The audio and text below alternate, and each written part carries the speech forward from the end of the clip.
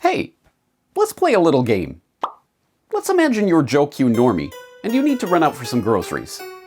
You hop in the car and head to the store. What store do you go to? Why, Walmart, of course. And being an unwitting victim of the sugar conspiracy, what do you buy when you're there? Coke, naturally. And you can get jabbed at Walmart these days, right? Well, then you might as well make sure to get your 6th Moderna booster while you're there. And don't forget to fill up with gas on your way home. Is this creeping you out?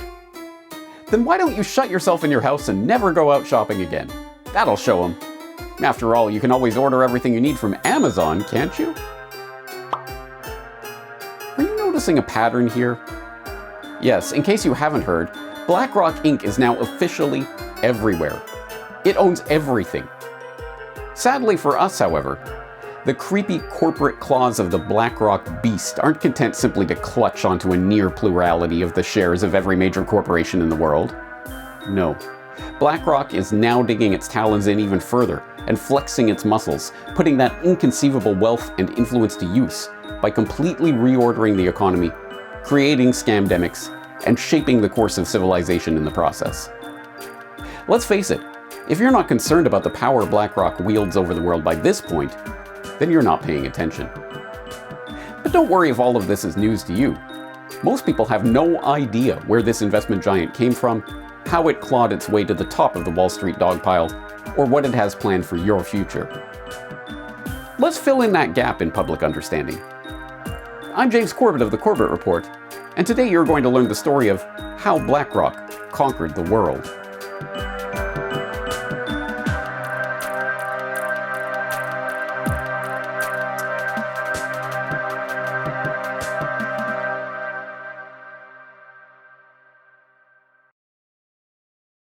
Hold on a second, I hear you interject. I've got this. Blackrock was founded as a mergers and acquisitions firm in 1985 by a couple of ex-Lehmanites, and has since gone on to become the world's largest alternative investment firm, right? Wrong. That's Blackstone Inc., currently headed by Stephen Schwarzman. But don't feel bad if you confuse the two. The Blackstone-Blackrock confusion was done on purpose. In fact, Blackrock began in 1988 as a business proposal by investment banker Larry Fink and a gaggle of business partners. The appropriately named Fink had managed to lose $100 million in a single quarter in 1986 as a manager at First Boston Investment Bank by betting the wrong way on interest rates. Humbled by this humiliating setback, or so the story goes, Fink turned lemons into lemonade by crafting a vision for an investment firm with an emphasis on risk management. Never again would Larry Fink be caught off guard by a market downturn. Fink assembled some partners and brought his proposal to Blackstone co-founders, Pete Peterson and Stephen Schwarzman, who liked the idea so much that they agreed to extend Fink a $5 million line of credit in exchange for a 50% share in the business. Originally named Blackstone Financial Management, Fink's operation was turning a nice profit within months, had quadrupled the value of its assets in 1 year, and had grown the value of its portfolio under management to $17 billion by 1992. Now firmly established as a viable business in its own right, Schwarzman and Fink began musing about spinning the firm off from Blackstone and taking it public. Schwarzman suggested giving the newly independent company a name with Black in it, as a nod to its Blackstone origins, and Fink, taking roguish delight in the inevitable confusion and annoyance such a move would cause, proposed the name Blackrock. So Larry and I were sitting down, and he said, what do you think about, sort of having a family name, with Black in it? And I said, I think that's a good idea. And I think it was, he put on the table either Black Pebble or Black Rock. So he said, if we do something like this, all of our people will kill us. The two evidently share the same sense of humor. There is a little confusion between the companies, Schwarzman now concedes, and every time that happens, I get a real chuckle. But a shared taste for causing unnecessary confusion was not enough to keep the partners together. By 1994, the two had fallen out over compensation for new hires, or perhaps due to distress over Schwarzman's ongoing divorce, depending who's telling the story, and Schwarzman sold Blackstone's holdings in Blackrock for a mere $240 million. That was certainly a heroic mistake, Schwartzman admits. Having made the split with Blackstone and established Blackrock as its own entity, Fink was firmly on the path that would lead to his company becoming the globe-bestriding financial colossus that it is today.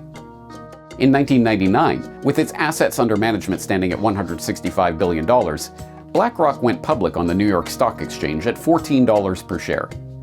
Expanding its services into analytics and risk management with its proprietary Aladdin enterprise investment system, more on which later, the firm acquired mutual fund company State Street Research and Management in 2004, merged with Merrill Lynch Investment Management, MLIM, in 2006, and bought Seattle-based Quellos Group's Fund of Hedge Funds business in 2007, bringing the total value of assets under BlackRock management to over $1 trillion. But it was the global financial crisis of 2007-2008 that catapulted BlackRock to its current position of financial dominance. Just ask Heike Buchter, the German correspondent who literally wrote the book on BlackRock. Prior to the financial crisis, I was not even familiar with the name. But in the years after the Lehman Brothers collapse in 2008, BlackRock appeared everywhere.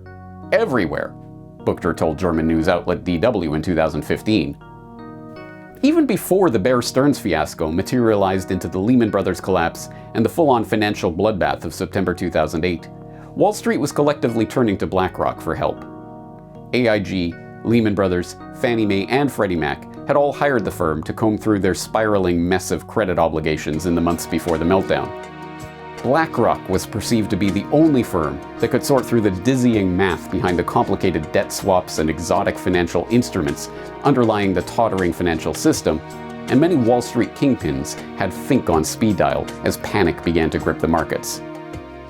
I think of it like Ghostbusters. When you have a problem, who are you gonna call? BlackRock, UBS Managing Director Terence Keeley told CNN at the time. And why wouldn't they trust Fink to pick through the mess of the subprime mortgage meltdown? After all, he was the one who helped launch the whole toxic subprime mortgage industry in the first place. Oh, did I forget to mention that? Remember the whole losing his job because he lost $100 million for First Boston in 1986 thing?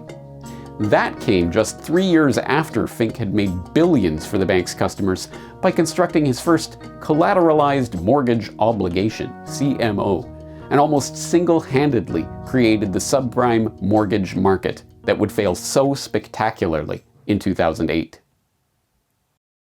Started First Boston in 1976. I was the first Freddie Mac bond trader. And so the mortgage market was just of its infancy. And then in 1982, we had the ability to put a PC on our trading desk. Before that, you had no ability to put a computer on a trading desk. And it was very clear to me that if we could have computing power on the trading desk, we were going to have the ability to dissect cash flows of mortgages. That led in 1983 to the first carving up a mortgage into different tranches, and so we created the first CMO. So depending how you look at it, Fink was either the perfect guy to have in charge of sorting out the mess that his CMO monstrosity had created, or the first Fink who should have gone to jail for it. Guess which way the US government chose to see it? Yeah, you guessed right. They saw Fink as their savior, of course. Specifically, the US government turned to BlackRock for help, with beleaguered US Treasury Secretary Timothy Geithner personally consulting Larry Fink no less than 49 times over the course of the 18-month crisis. Lest there be any doubt who was calling the shots in that relationship, when Geithner was on the ropes and his position as Secretary of the Treasury was in jeopardy at the end of Obama's first term, Fink's name was on the short list of those who were being considered to replace him. The Federal Reserve, too, put its faith in BlackRock, turning to the company for assistance in administering the 2008 bailouts. Ultimately, BlackRock ended up playing a role in the $30 billion financing of the sale of Bear Stearns to JP Morgan, the $180 billion bailout of AIG, and the $45 billion rescue of Citigroup. When the dust finally settled on Wall Street after the Lehman Brothers collapse, there was little doubt who was sitting on top of the dust pile: BlackRock. The only question was how they would parlay their growing wealth and financial clout into real-world political power. For Fink, the answer was obvious. move from the petty crime of high finance into the criminal big leagues of government. Accordingly, throughout the last decade, he has spent his time building up BlackRock's political influence until it has become, as even Bloomberg admits, the de facto fourth branch of government. When BlackRock executives managed to get their hands on a confidential Federal Reserve PowerPoint presentation threatening to subject BlackRock to the same regulatory regime as the big banks, the Wall Street behemoth spent millions successfully lobbying the government to drop the proposal. But lobbying the government is a roundabout way to get what you want. As any good financial guru will tell you, it's far more cost-efficient to make sure that no troublesome regulations are imposed in the first place.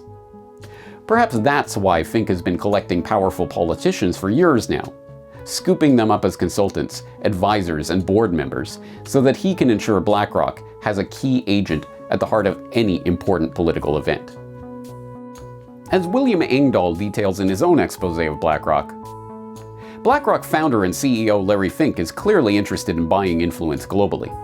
He made former German CDU MP Friedrich Merz head of BlackRock Germany when it looked as if he might succeed Chancellor Merkel, and former British Chancellor of Exchequer George Osborne as a political consultant. Fink named former Hillary Clinton Chief of Staff Cheryl Mills to the BlackRock board when it seemed certain Hillary would soon be in the White House.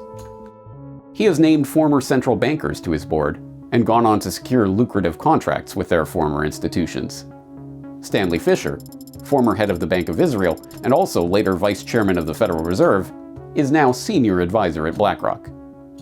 Philip Hildebrand, former Swiss National Bank president, is vice chairman at BlackRock, where he oversees the BlackRock Investment Institute. Jean Boivin, the former deputy governor of the Bank of Canada, is the global head of research at BlackRock's Investment Institute. And it doesn't end there.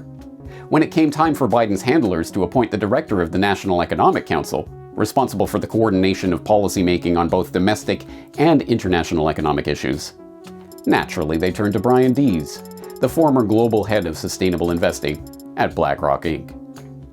And the rest, as they say, is history. Or, more accurately, is the present. Because when we peel back the layers of propaganda from the past 3 years, we find that the remarkable events of the Scamdemic have absolutely nothing whatsoever to do with a virus. We are instead witnessing a changeover in the monetary and economic system that was conceived, proposed, and then implemented by, you guessed it, BlackRock.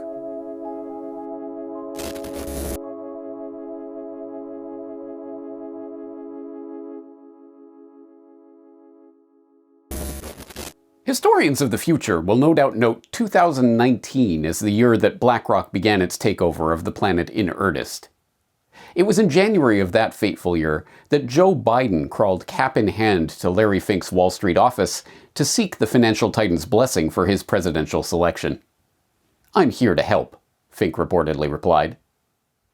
Then, on August 22nd of 2019, Larry Fink joined such illustrious figures as Al Climate Conman Gore, Christia Account-Freezing Freeland, Mark G. Fans Carney, and the man himself, Klaus Bonvillain Schwab, on the World Economic Forum's Board of Trustees, an organization which, the WEF informs us, serves as the guardian of the World Economic Forum's mission and values. But which values are those, precisely, you might ask, and what does Yo-Yo Ma have to do with it? It was another event that took place on August 22, 2019, however, that captures our attention today. As it turns out, August 22nd was not only the date that Fink achieved his globalist knighthood on the WEF board, it was also the date that the financial coup d'etat, later erroneously referred to as a pandemic, actually began. In order to understand what happened that day, however, we need to take a moment to understand the structure of the US monetary system. You see, greatly oversimplifying things for ease of understanding, there are actually two types of money in the banking system. There's bank money, the money that you and I use to transact in the real economy, and there's reserve money, the money that banks keep on deposit at the Federal Reserve. These two types of money circulate in two separate monetary circuits, sometimes referred to as the retail circuit, bank money, and the wholesale circuit, reserve money. In order to get a handle on what this actually means, I highly suggest you check out John Titus's indispensable videos on the subject, notably, Mummy, Where Does Money Come From? And Wherefore Art Thou Reserves, and Larry and Karsten's excellent Pandemic, where he explains the split-circuit monetary system. So here we have split-circuit monetary system, and on the left we have the public circuit, where I'm going to simplify the diagram. It's the Federal Reserve is issuing money to commercial banks, and it is circling back to the Federal Reserve. The Federal Reserve might buy an asset from a commercial bank, which turns around, sells it back to the Fed. That's a basic stripped-down circuit. The retail circuit on the right, in red, commercial banks are issuing money. Again, I'm going to simplify this. They issue money to you and me. They issue it in the form of loans. We pay the money back, and the cycle begins anew. And that's really the system. I wanted to do this diagram, though, because you could see here in the center of the diagram, the commercial banks occupy a special position in the two-tiered split-circuit monetary system. They are both issuers and users of money in the center here. So you could really draw a box around them. Now, you and I in the retail circuit, we keep our money on deposit at the commercial banks, which in turn keep their money on deposit at the Fed. So there you have two different systems of deposits. But the point of the two-circuit system is that, historically speaking, the Federal Reserve was never able to print money in the sense that people usually understand that term. It's able to create reserve money, which banks can keep on deposit with the Fed to meet their capital requirements. The more reserves they have parked at the Fed, the more bank money they're allowed to conjure into existence and lend out into the real economy. The gap between Fed-created reserve money and bank-created bank money acts as a type of circuit breaker, and this is why the flood of reserve money that the Fed created in the wake of the global financial crisis of 2008 did not result in a spike in commercial bank deposits. But all that changed 3 years ago. As Titus observes, by the time of the scamdemic bailouts of 2020, the amount of bank money sitting in deposit in commercial banks in the US, a figure which had never shown any correlation with the total amount of reserves held on deposit at the Fed, suddenly spiked in lockstep with the Fed's climbing balance sheet. Clearly, something had happened between the 2008 bailout and the 2020 bailout. Whereas the tidal wave of reserve money unleashed to capitalize the banks in the earlier bailout hadn't found its way into the real economy, the 2020 bailout money had. So, what happened? Blackrock happened, that's what. Specifically, on August 15, 2019, BlackRock published a report under the typically eye-wateringly boring title, Dealing with the Next Downturn, From Unconventional Monetary Policy to Unprecedented Policy Coordination. Although the paper did not catch the attention of the general public, it did generate some press in the financial media, and, much more to the point, generated interest from the gaggle of central bankers who descended on Jackson Hole, Wyoming, for the annual Jackson Hole Economic Symposium taking place on August 22, 2019. The exact same day that Fink was being appointed to the WEF's board. The theme of the 2019 symposium, which brings together central bankers, policymakers, economists, and academics to discuss economic issues and policy options, was Challenges for Monetary Policy, and BlackRock's paper, published a week in advance of the event, was carefully crafted to set the parameters of that discussion. It's no surprise that the report caught the attention of the central bankers. After all, BlackRock's proposal came with a pedigree. Of the 4 co-authors of the report, 3 of them were former central bankers themselves. As we've seen, Philip Hildebrand, the former president of the Swiss National Bank, Stanley Fischer, the former Federal Reserve Vice Chairman and former governor of the Bank of Israel, and Jean Boivin, the former deputy governor of the Bank of Canada.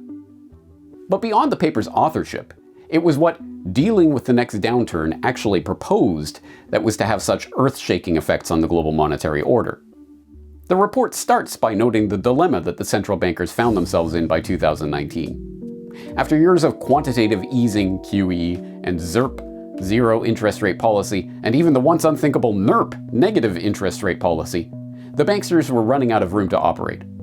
As BlackRock notes, the current policy space for global central banks is limited and will not be enough to respond to a significant, let alone a dramatic, downturn.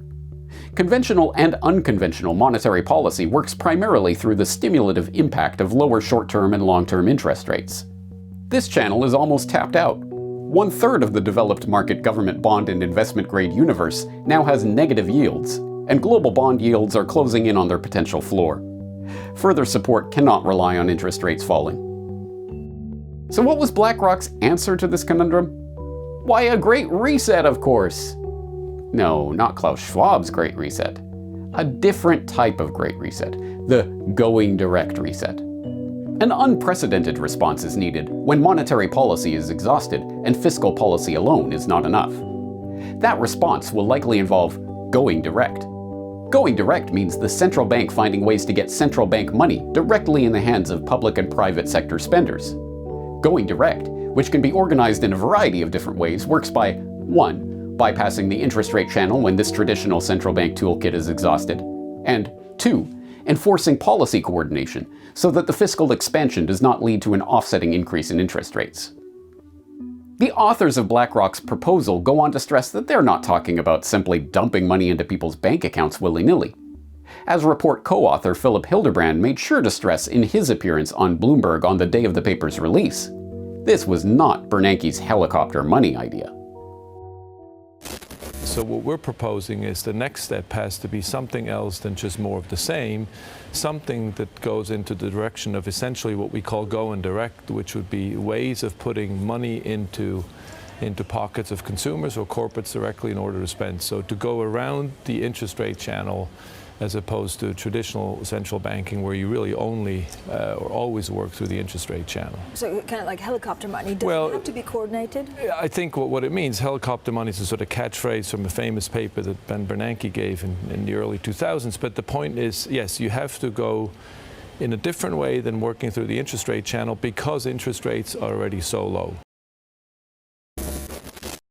Nor was it, as report co-author Jean Boivin was keen to stress in his January 2020 appearance on BlackRock's own podcast discussing the idea, a version of modern monetary theory, MMT, with the government simply printing up bank money to spend directly into the economy. No, this was to be a process where special purpose facilities, which they called Standing Emergency Fiscal Facilities, SEFFs, would be created to inject bank money directly into the commercial accounts of various public or private sector entities. These SEFFs would be overseen by the central bankers themselves, thus crossing the streams of the two monetary circuits in a way that had never been done before. Any additional measures to stimulate economic growth will have to go beyond the interest rate channel and go direct, with the central bank crediting private or public sector accounts directly with money. One way or another, this will mean subsidizing spending, and such a measure would be fiscal rather than monetary by design.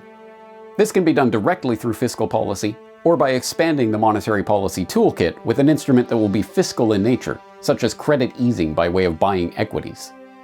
This implies that an effective stimulus would require coordination between monetary and fiscal policy, be it implicitly or explicitly. Alright, let's recap. On August 15, 2019, BlackRock came out with a proposal calling for central banks to adopt a completely unprecedented procedure for injecting money directly into the economy in the event of the next downturn.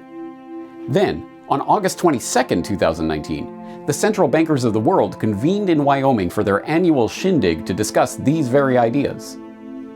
So, did the central bankers listen to BlackRock? You bet they did. Remember when we saw how commercial bank deposits began moving in sync with the Fed's balance sheet for the first time ever? Well, let's take another look at that, shall we? It wasn't the March 2020 bailouts where the correlation between the Fed balance sheet and commercial bank deposits, the telltale sign of a BlackRock-style going direct bailout, began. It was actually in September 2019, months before the scamdemic was a gleam in Bill Gates' eye, when we started to see Federal Reserve monetary creation finding its way directly into the retail monetary circuit.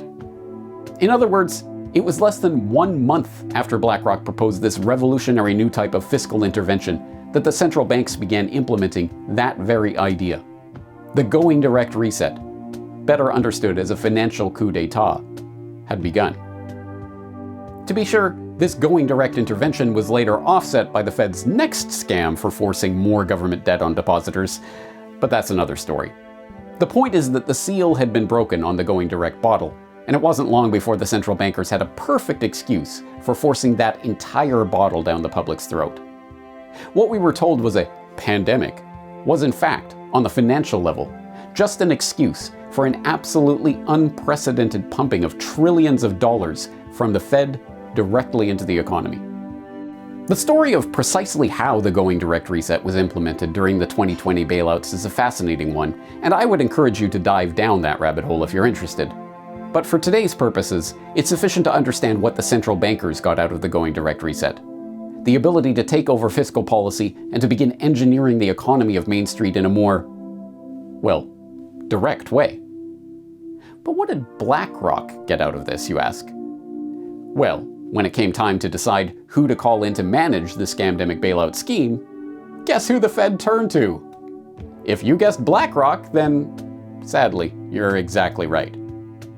Yes, in March 2020, the Federal Reserve hired BlackRock to manage 3 separate bailout programs: its commercial mortgage-backed securities program, its purchases of newly issued corporate bonds, and its purchases of existing investment-grade bonds and credit ETFs. To be sure, this bailout bonanza wasn't just another excuse for BlackRock to gain access to the government purse and distribute funds to businesses in its own portfolio, though it certainly was that.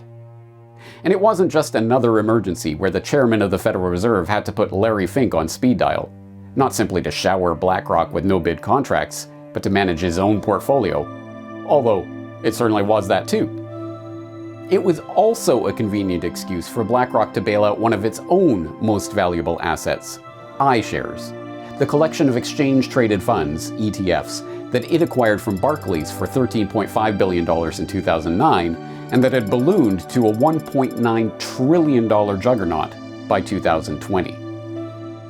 As Pam and Russ Martins, who've been on the BlackRock beat at their Wall Street on Parade blog for years now, detailed in their article on the subject, BlackRock is bailing out its ETFs with Fed money and taxpayers eating losses. BlackRock is being allowed by the Fed to buy its own corporate bond ETFs as part of the Fed program to prop up the corporate bond market. According to a report in Institutional Investor on Monday, BlackRock, on behalf of the Fed, bought $1.58 billion in investment-grade and high-yield ETFs from May 12th to May 19th, with BlackRock's iShares funds representing 48% of the $1.307 billion market value at the end of that period, ETFGI said in a May 30th report. No-bid contracts and buying up your own products? What could possibly be wrong with that? The numbers speak for themselves. After BlackRock was allowed to bail out its own ETF funds with the Fed's newly minted going direct funny money, iShares surged yet again, surpassing $3 trillion in assets under management last year. But it wasn't just the Fed that was rolling out the red carpet for BlackRock to implement the very bailout plan that BlackRock created. Banksters from around the world were positively falling over themselves to get BlackRock to manage their market interventions. In April 2020, the Bank of Canada announced that it was hiring, who else?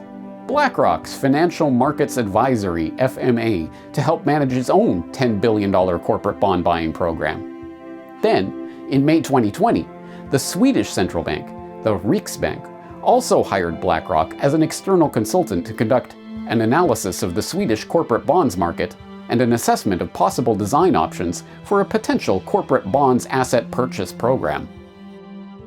As we saw earlier, the global financial crisis had put BlackRock on the map, establishing the firm's dominance on the world stage and catapulting Larry Fink to the status of Wall Street royalty. With the 2020 going direct reset, however, BlackRock had truly conquered the world. It was now dictating central bank interventions and then acting in every conceivable role and in direct violation of conflict of interest rules, acting as consultant and advisor, as manager, as buyer, as seller, and as investor, with both the Fed and the very banks, corporations, pension funds, and other entities it was bailing out. Yes, with the advent of the scamdemic, BlackRock had cemented its position as the company that owns the world. But yet again, we are left with the same nagging question. What is BlackRock seeking to do with this power? What is it capable of doing? And what are the aims of Fink and his fellow travelers? Let's find out.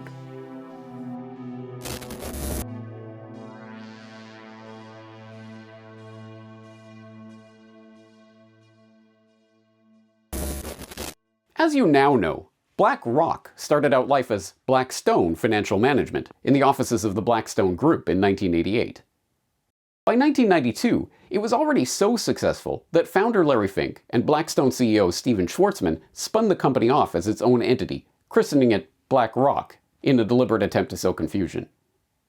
But it was in 1993, or so the story goes, that arguably the most important of BlackRock's market-controlling tools was forged. It was that year that Jody Kochansky, a fixed-income portfolio manager hired the year before, began to tire of his daily 6:30 a.m. task of comparing his entire portfolio to yesterday's numbers. The task, done by hand from paper printouts, was long and arduous. Kochansky had a better idea. We said, let's take this data, and rather than print it out, let's sort it into a database, and have the computer compare the report today versus the report yesterday across every position. It may seem obvious to us today, but in 1993, the idea of automating a task like this was a radical one. Nonetheless, it paid off. After seeing the utility of having an automated, daily, computer-generated report calculating the risk on every asset in a portfolio, Kochansky and his team hunkered down for a 72-hour code-writing exercise that resulted in Aladdin, short for Asset, Liability, Debt, and Derivative Investment Network, a proprietary investment analysis technology touted as the operating system for BlackRock. Sold as a central processing system for investment management, the software is now the core of BlackRock Solutions, a BlackRock subsidiary that licenses Aladdin to corporate clients and institutional investors. Aladdin combines portfolio management and trading, compliance, operations, and risk oversight in a single platform and is now used by over 200 institutions, including fund manager rivals Vanguard and State Street, half of the top 10 insurers in the world, big tech giants like Microsoft, Apple, and Alphabet, and numerous pension funds, including the world's largest, the $1.5 trillion Japanese government pension insurance fund. The numbers themselves tell the story of Aladdin. It's used by 13,000 BlackRock employees and thousands of BlackRock customers. It occupies 3 data centers in the US, with BlackRock planning to open 2 more in Europe. It runs thousands of Monte Carlo simulations, computational algorithms that model the probability of various outcomes in chaotic systems, every day, on each one of the tens of millions of securities under its purview. And by February 2017, Aladdin was managing risk for $20 trillion worth of assets. That's when BlackRock stopped reporting this figure since, as the company told the Financial Times, total assets do not reflect how clients use the system. An anonymous source in the company had a different take. The figure is no longer disclosed because of the negative attention the enormous sums attracted. In this case, the phrase enormous sums almost fails to do justice to the truly mind-boggling wealth under the watchful eye of this computer system.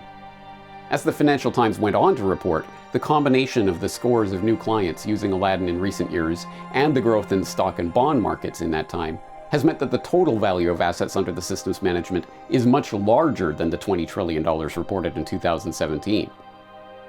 Today, $21.6 trillion sits on the platform from just a third of its 240 clients, according to public documents verified with the company's and first-hand accounts. For context, that figure, representing the assets of just 1/3 of BlackRock's clientele, itself accounts for 10% of the value of all the stocks and bonds in the world. But if the idea of this amount of the world's assets being under the management of a single company's proprietary computer software concerns you, BlackRock has a message for you. Relax. The official line is that Aladdin only calculates risk. It doesn't tell asset managers what to buy or sell. Thus, even if there were a stray line of code or a wonky algorithm somewhere deep inside Aladdin's programming getting its investment analysis catastrophically wrong, the final decision on any given instrument would still come down to human judgment. Needless to say, that's a lie. In 2017, BlackRock unveiled a project to replace underperforming human stock pickers with computer algorithms. Dubbed Monarch, the scheme saw billions of dollars of assets snatched from human control and given to an obscure arm of the BlackRock empire called Systematic Active Equities, SAE. BlackRock acquired SAE in the same 2009 deal that saw it snag iShares from Barclays Global Investor, BGI. As we've already seen, the BGI deal was unbelievably lucrative for BlackRock, with iShares being purchased for $13.5 billion in 2009 and rising to a $1.9 trillion valuation in 2020.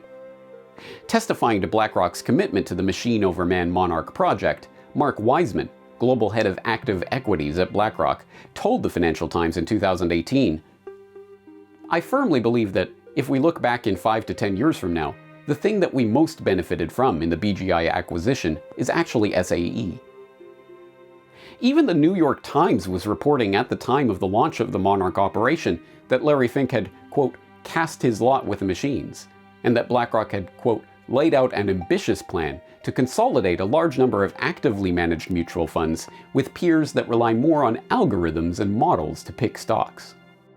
The democratization of information has made it much harder for active management, Fink told the New York Times. "We have to change the ecosystem. That means relying more on big data, artificial intelligence, factors, and models within quant and traditional investment strategies." Lest there be any doubt about BlackRock's commitment to this anti-human agenda, the company doubled down in 2018 with the creation of AI Labs, which is, quote, composed of researchers, data scientists, and engineers, and works to, quote, develop methods to solve their hardest technical problems and advance the fields of finance and AI. The actual models that SAE uses to pick stocks is hidden behind walls of corporate secrecy, but we do know some details. We know, for instance, that SAE collects over 1,000 market signals on each stock under evaluation, including everything from the obvious statistics you would expect in any quantitative analysis of the equities markets, trading price, volume, price-to-earnings ratio, etc., to the more exotic forms of data harvesting that are possible when complex learning algorithms are connected to the mind-boggling amounts of data now available on seemingly everyone and everything. A Harvard MBA student cataloged some of these novel approaches to stock valuation undertaken by the SAE algorithms in a 2018 post on the subject. One of the ways BlackRock is including machine learning in its investment process is by signal combination, in which a model mines data, attempting to learn the relationship between stock returns and various quantitative data. For example, it would analyze web traffic through corporate websites as an indicator of future growth of the company, or would look at the geolocation data from smartphones to predict which retailers are more popular. In doing so, researchers must recalibrate and refine the model to make sure it was adding value and not just rediscovering well-known market behaviors already known by fundamental fund managers. Another important machine learning application came when it was combined with natural language processing. In this model, the technology learns in an adaptive way what are the words that can predict future performance of stocks. This model was used on analysis of broker reports and corporate filings, and the technology discovered that CEOs' remarks tend to be generally more positive. So then it started giving more importance to the comments of the CFO or the Q&A portion of conference calls. So let's recap.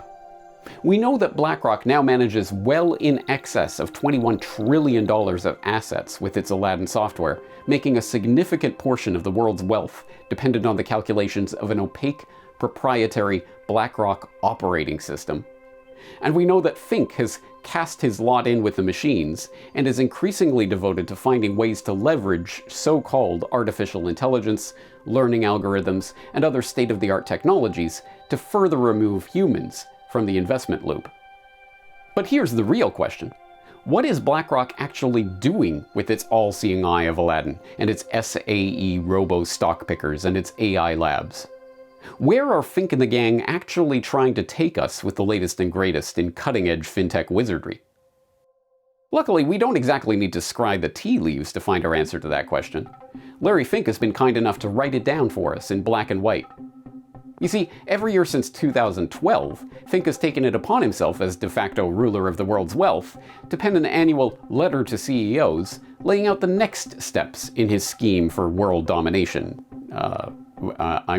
He writes the letter as, quote, a fiduciary for our clients who entrust us to manage their assets, to highlight the themes that I believe are vital to driving durable long-term returns and to helping them reach their goals. Sometimes referred to as a call to action to corporate leaders, These letters from the man stewarding over a significant chunk of the world's investable assets actually do change corporate behavior. That this is so should be self-evident to anyone with 2 brain cells to rub together, which is precisely why it took a team of researchers months of painstaking study to publish a peer-reviewed paper concluding this blindingly obvious fact. Portfolio firms are responsive to BlackRock's public engagement efforts. You don't say. So, what is Larry Fink's latest hobby horse, you ask? Why, the ESG scam, of course. That's right, Fink used his 2022 letter to harangue his captive audience of corporate chieftains about the power of capitalism. By which he means the power of capitalism to more perfectly control human behavior in the name of sustainability. Specifically, it's been 2 years since I wrote that climate risk is investment risk, and in that short period, we have seen a tectonic shift of capital. Sustainable investments have now reached $4 trillion. Actions and ambitions towards decarbonization have also increased. This is just the beginning. The tectonic shift towards sustainable investing is still accelerating.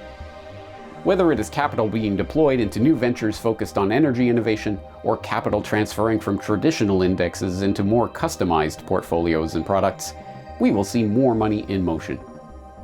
Every company and every industry will be transformed by the transition to a net zero world. The question is, will you lead or will you be led? Ooh, I want to lead, Larry. Pick me.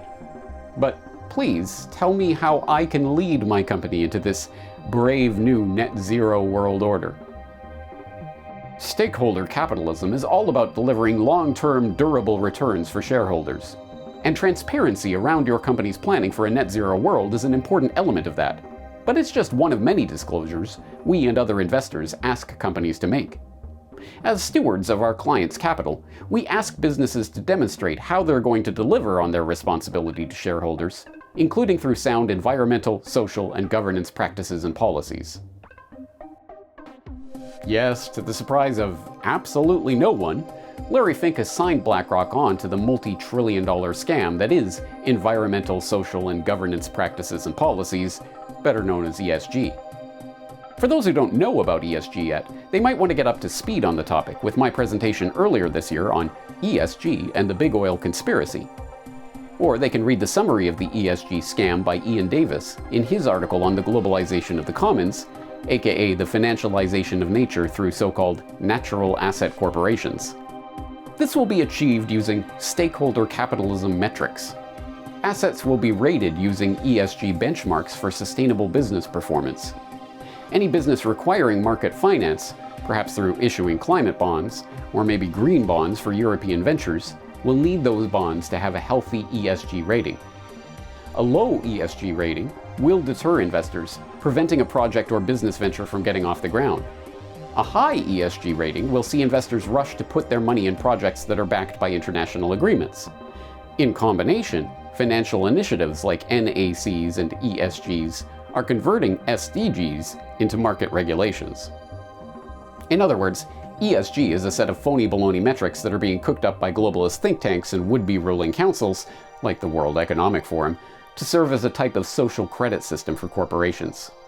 If corporations fail to toe the line when it comes to globalist policies of the moment, whether that's committing to industry-destroying net zero or even absolute zero commitments, or debanking thought criminals, or anything else that may be on the globalist checklist, their ESG rating will take a hit.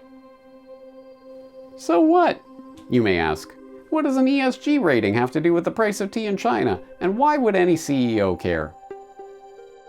The so what here is that, as Fink signals in his latest letter, BlackRock will be putting ESG reporting and compliance in its basket of considerations when choosing which stocks and bonds to invest in and which ones to pass over. And Fink is not alone.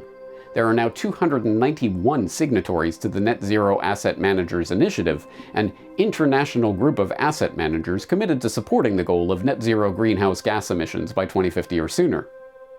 They include BlackRock, Vanguard, State Street, and a slew of other companies collectively managing $66 trillion of assets. In plain English, BlackRock and its fellow globalist investment firms are leveraging their power as asset managers to begin shaping the corporate world in their image and bending corporations to their will.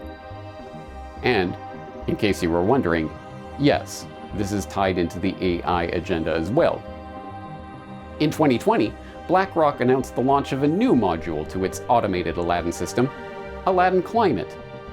Aladdin Climate is the first software application to offer investors measures of both the physical risk of climate change and the transition risk to a low-carbon economy on portfolios with climate-adjusted security valuations and risk metrics.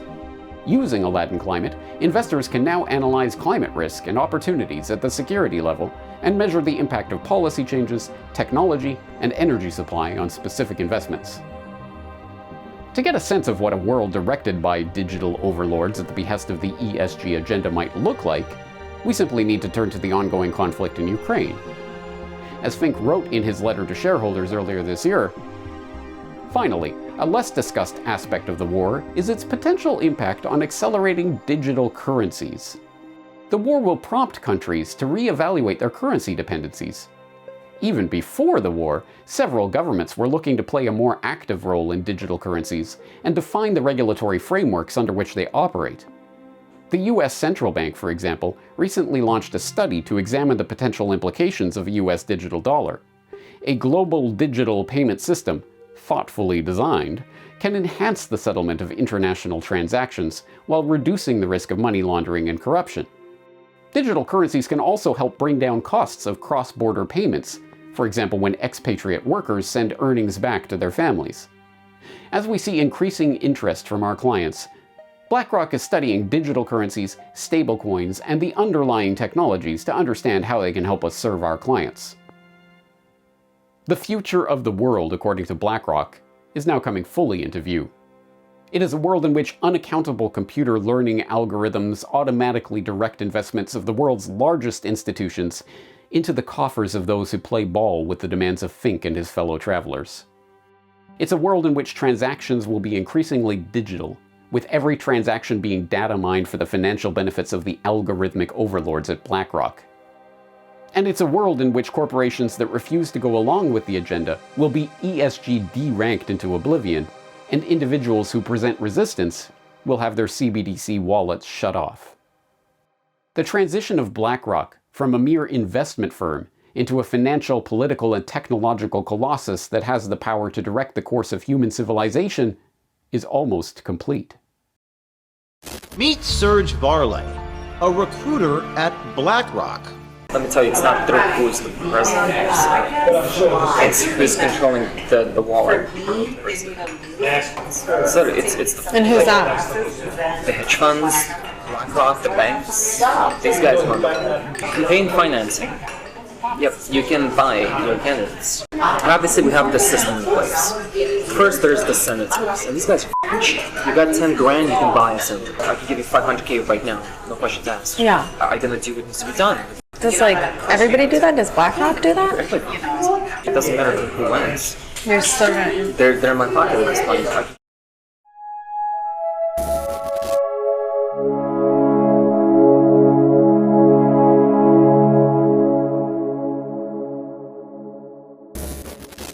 As bleak as the exploration of this world-conquering juggernaut is, there is a ray of hope on the horizon. The public is at least finally becoming aware of the existence of BlackRock and its relative importance on the global financial stage. This is reflected in an increasing number of protests targeting BlackRock and its activities. $10 trillion! If that were a country, that country's GDP would be larger than every other country's GDP except for 2.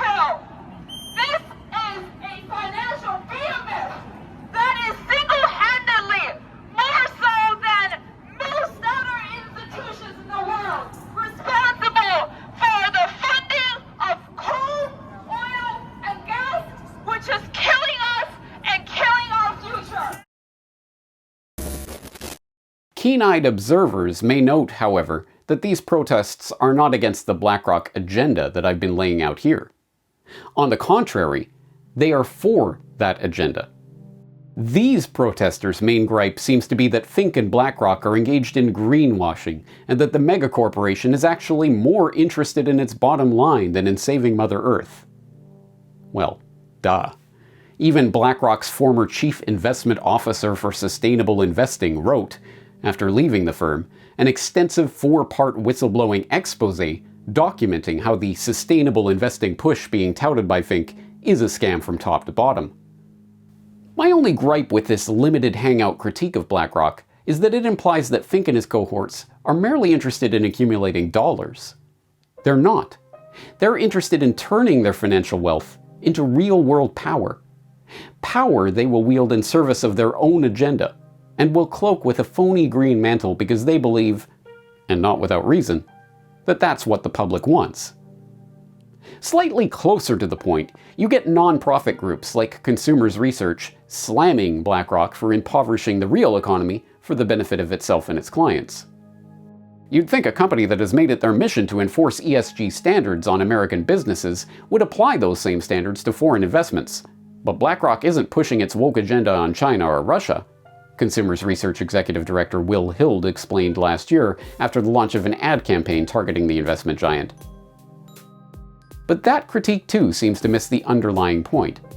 Is Hild trying to say that if only Fink applied his economy-destroying standards equally across the board, then he'd be beyond reproach? More hopefully, there are signs that the political class, always willing to jump out in front of a parade and pretend they're leading it, are picking up on the growing public discontent with BlackRock and are beginning to cut ties with the firm. In the past several months, multiple US state governments have announced their intention to divest state funds from BlackRock, with 19 states' attorneys general even signing a letter to Larry Fink in August of 2022 calling him out on his agenda of social control. BlackRock's actions on a variety of governance objectives may violate multiple state laws. Mr. McComb's letter asserts compliance with our fiduciary laws because BlackRock has a private motivation that differs from its public commitments and statements.